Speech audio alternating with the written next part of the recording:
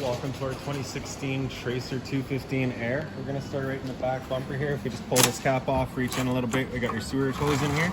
So once this guy's fully extended, it is about 20 feet long. Just take note of those two ears in the adapter there. That's how you'll be hooking it up to your sewer system. And we're just storing it in the bumper here to keep any sort of stench out of the trailer, to keep things that much cleaner.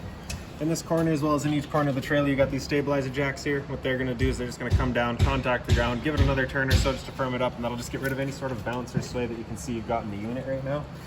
Your sewer connections just right up here. So you got a gray valve on the left, black valve on the right. So when it comes to dumping your tanks, you're basically just taking this handle here, pressing it in, pulling it out. Your sewer hose is going to attach the same way. Press it in, give it that turn, clicks into place. And then on the black there, that black valve, that is controlling your black tank, which is filled from your toilet. So that's going to be your dirtiest water. We'll dump that first. Once your black tank's done, you'll come over to your gray here, which is filled from your sinks as well as your shower. So typically going to be cleaner water. We'll dump that out last just to help keep things as clean as possible. Making our way down towards the front.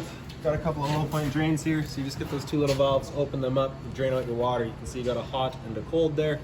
The purpose of that being will be winterizing. If you're looking to winterize the unit, you just want to drain everything out. Or if you're leaving the trailer for a while and you don't want your water going stagnant, you just drain it all out that way.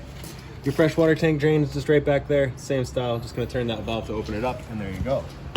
Right here we got your storage compartments. Opens up, just has the magnetic latch there, holds it open for you. And on the right side we've got a little light up top so you can see what you're doing. On the left there you've got your battery disconnect, so if you were to press that in, it's actually disconnecting your battery from the unit. No longer charging, no longer using it. Pull that out whenever we want to use it or charge it. On the right side we got satellite up top and cable down below, so they work the same way. You just take a coax cable, plug it into there, and it'll fire up at your TV location. In the center right here, you've got your city water connection. So your water hose is just going to plug into there, turn on the water, and it'll pressurize all your water lines throughout the unit. And beside that, we've got your freshwater tank fill. Same water hose will plug into there, turn on the water, and it'll fill up that freshwater tank. This black tank flush right here, so that's exactly as it sounds. It's flushing out your black tank. You may notice over time you've dumped out your black tank. You know for a fact it is empty, but your monitor panel is still reading a third or 2/3, whatever it may be. Typically that's some debris inside of the tank, so you just take this water hose, plug it into there, open up that black valve, and turn on the water, and that'll just flush out that tank, getting rid of any sort of debris that might be causing your issue. Outside shower here, so you just got that one little quick connect collar with this hose here. So you're just going to basically push that collar back, take this end, press it in, locks into place. You get hot and cold water out there with the standard garden hose end.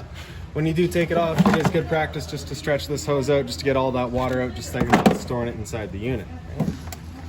A little plug in the bottom there does just pull up, so if you need to run water lines or whatever else up through here, you can do so without the danger of water getting inside. And then your storage compartment here does see straight through to the other side, also accessible from underneath your bed. Towards the front of the unit, you just get this little black box there, so as long as you're plugged in, that battery's charging. And then also through your 7-pin into your tow vehicle, the battery will also be charging. Propane cover here just lifts up. You also have the two valves back there so you can open it up and get access to it. But for right now, we'll do it this way. So you can see our arrows currently over here. We're drawing off of this tank. We'll open that up. And then that green right there is just letting us know that there is propane in the system. We're good to go. If it were to go red, it's just letting you know this tank's gone empty. At that point, you'll just flip it over to the other side and draw off of that one.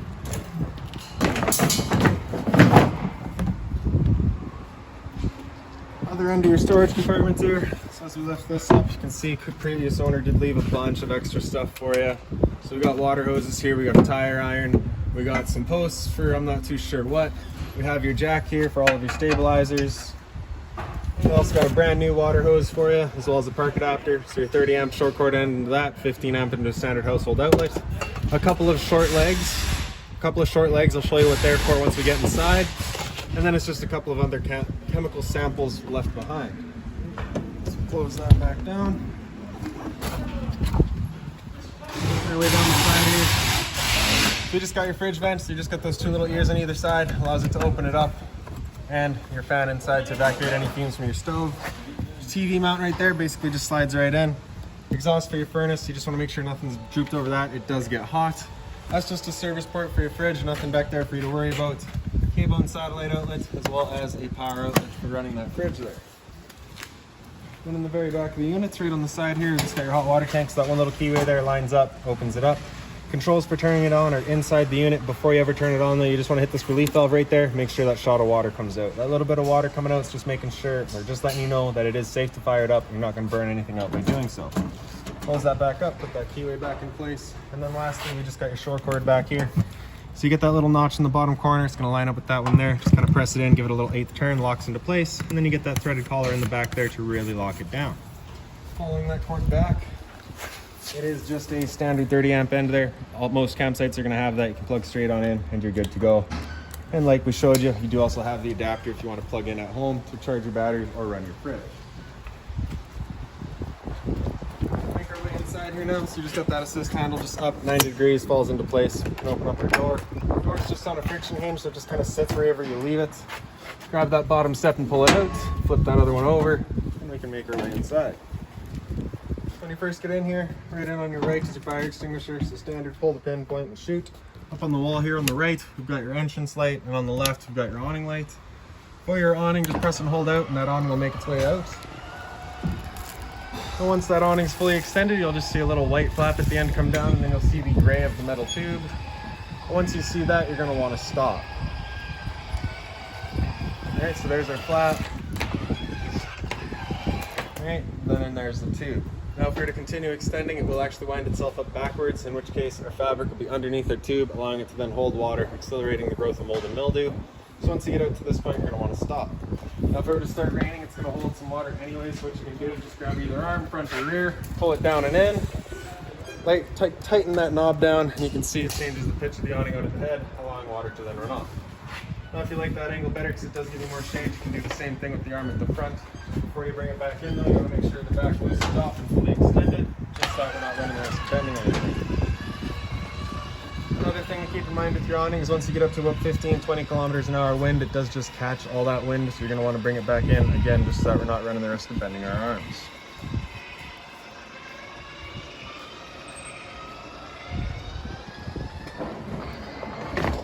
There we go. So on the other side here, got your slide out, press and hold out, the slide will make its way out.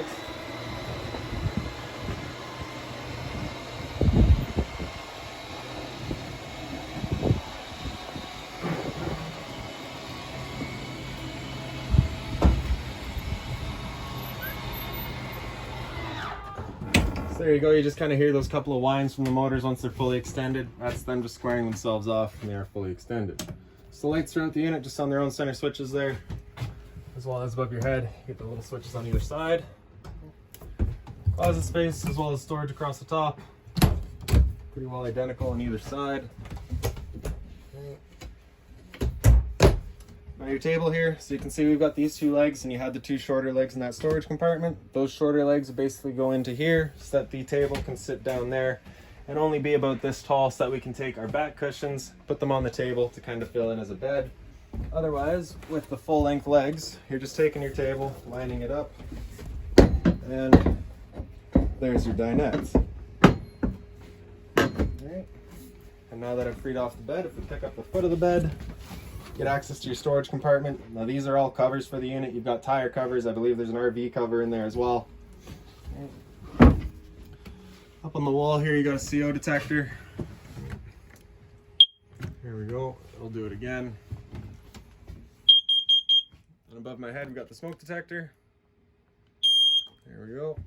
Right here, we've got your antenna. So I don't know what the previous owner did, but it is basically flipped 180 right now.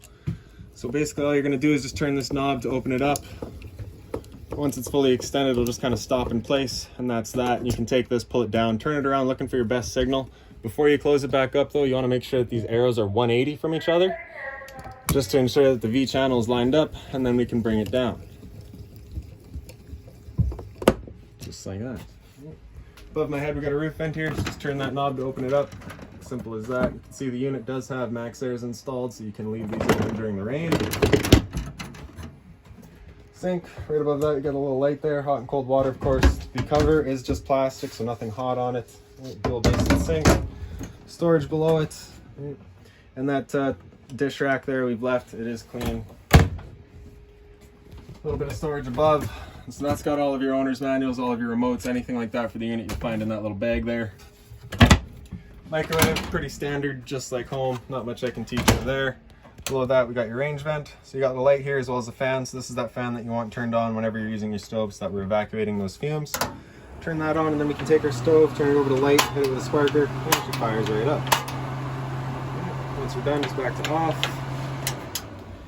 Then for the stove down below, we're just going to open it up, turn that knob over to pilot, press and hold, grab a lighter, and then right in the back, it fires right up. Now the first time you go to do this, especially if it's been a while, it may take a minute to fire all these propane appliances up just because we've got to clear the air out of the propane system first. That is perfectly normal. So once you get that fired up and you have it held for a couple of seconds, then you can release, select your temperature, and she fires right up. Once you're done, just back down to pilot. It'll hold just the pilot light for you. However, if you're going traveling or leaving the trailer, you just want to make sure that's right off. Below the stove, you've got a little return air for your furnace. So you just want to make sure that's not blocked. Your fridge here, so the power button on the left there. Kind of source selection on the right. So with that button in, it's going to first use automatic, which is first looking for AC power. If AC power is taken away, it'll automatically flip over to gas. And if you're wanting to run it solely off of gas, just have that button come out and it'll run just on gas. If that check light there were to come on, it's just letting you know it hasn't fired up. At that point, just off and back on to reset it. So you got your fridge here, freezer above.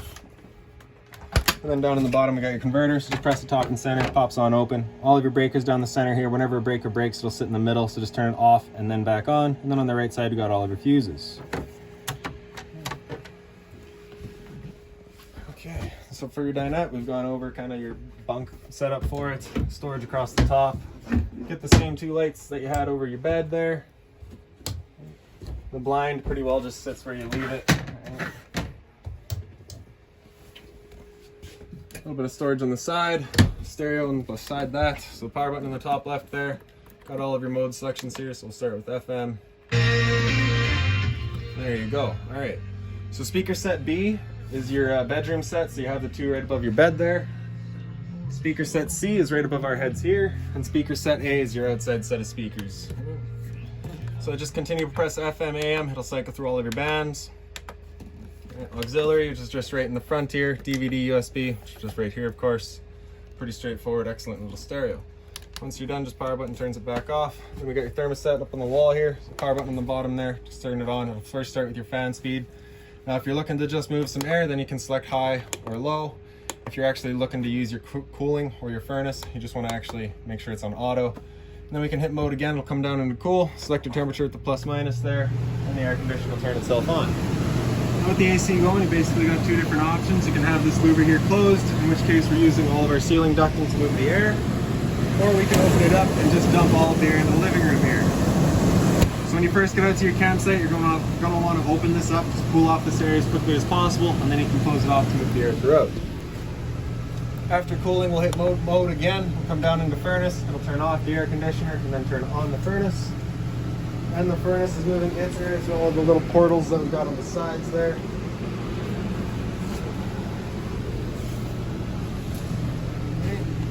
And after furnace, we just hit mode again. It'll cycle back down to on off and just go back around again. So the TV here, as you saw outside, the mount is just a V channel. So if you just kind of slide it up, you can see you got the same V channel there. All right, just kind of line it up, slide it into place. And that's that. Storage down below it. So we do have your cable and satellite outlet and your antenna outlet. For your antenna, just turn it on just with that button there. That green light comes on, letting you know it's on. Then we got your power outlet there. On the side here, we just got a little LP detector. So propane's heavier than air, it'll sit on the floor. This guy detects it and starts going off just like a smoke detector would.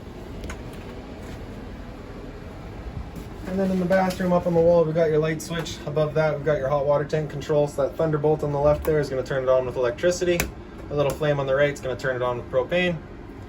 So stood right here, once it does fire up, you can actually hear it. And if it doesn't fire up, you're just going to get that little red light in the center there letting you know it hasn't. At that point, just off and back on to reset it. Above that, we've got your monitor panel. So in the bottom corner, we got your water pump. Turn that switch on, turns on your water pump, drawing out of your freshwater tank to pressurize your lines. Then above that, we've got your monitoring system. So battery on the bottom there. So because we're plugged in right now, we're currently C for charging. G would be good, F is fair, L is low. For your fresh tank, as you fill that up, it'll go to a third, 2/3, and full. So you can see we currently got that filled up right now. Same idea for your black and your gray. A little bit of storage here. You just pick up on these two holes here, tuck that guy out of the way. You get access to your water pump as well as your hot water tank, so you can winterize the unit from all right here.